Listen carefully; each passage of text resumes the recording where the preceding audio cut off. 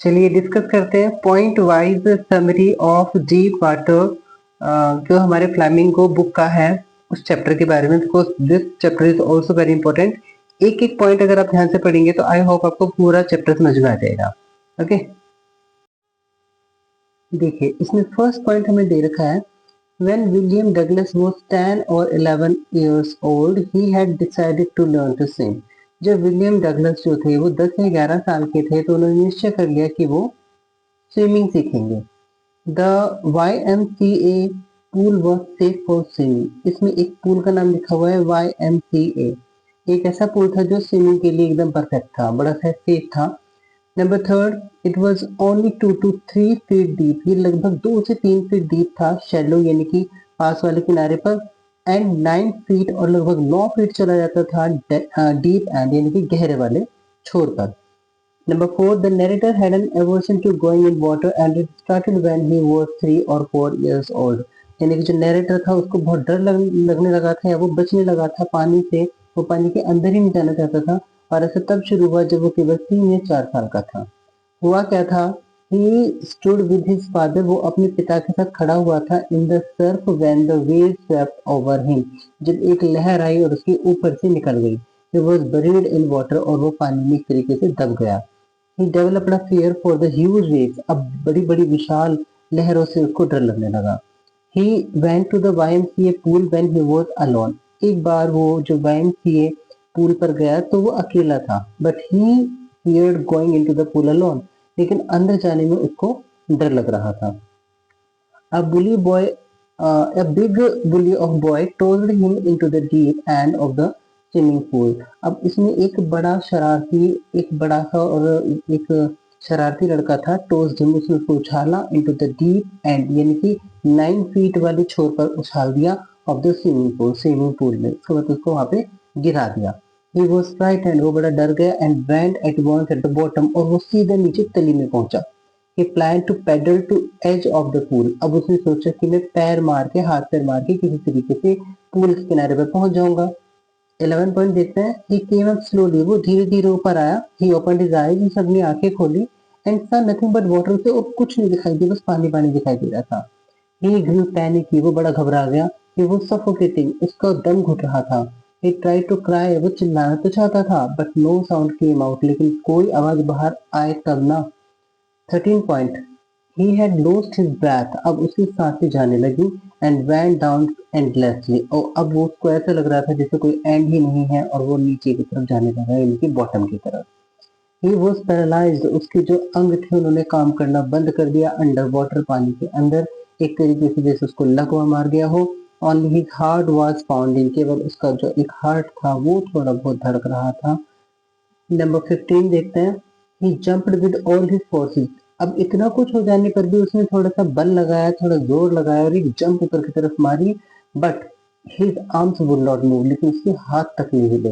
He cried for help but nothing happened, वो मदद के लिए चिल्लाया लेकिन कुछ नहीं हुआ।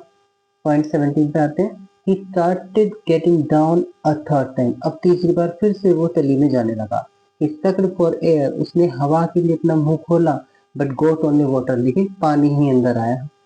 Number 18, then all efforts ended, फिर सारे प्रयास खत्म हो गए। He was drowsy and felt like sleeping, अब उसको घबराहट, चक्कर आने लगे और वो सोने लगा। He was in a state of forgetfulness, उसकी एक स्थिति ऐसी है जैसे वो सब कुछ भूल चुका है।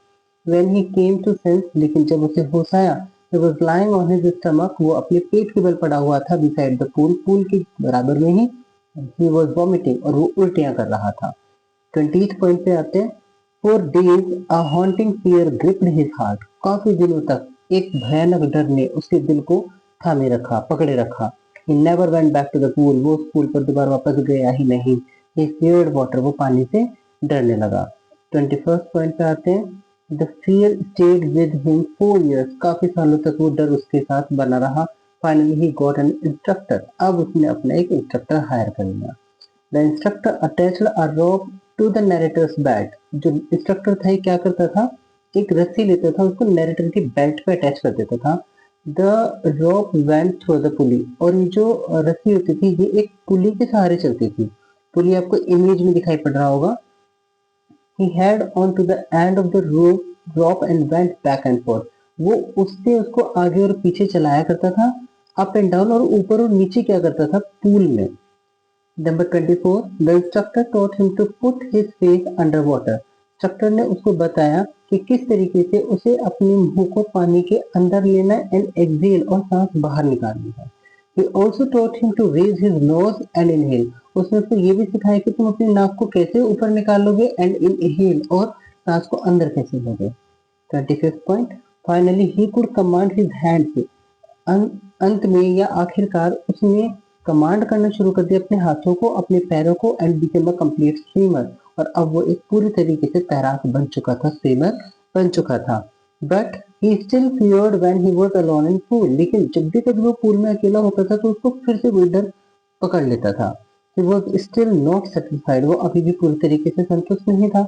Once he dived off a dock of Trix Islands and swam 2 miles across a lake. एक बार उसने गोता लगाया ट्रिक्स आइलैंड के नाम से, कोई पूल होगा वहां पर, एंड स्वैम, और लगभग 2 मील दूर उस लेक में, ये लेक देयर ट्रिक्स आइलैंड के नाम से, तो इसमें उन्होंने 2 मील तक तैराकी की।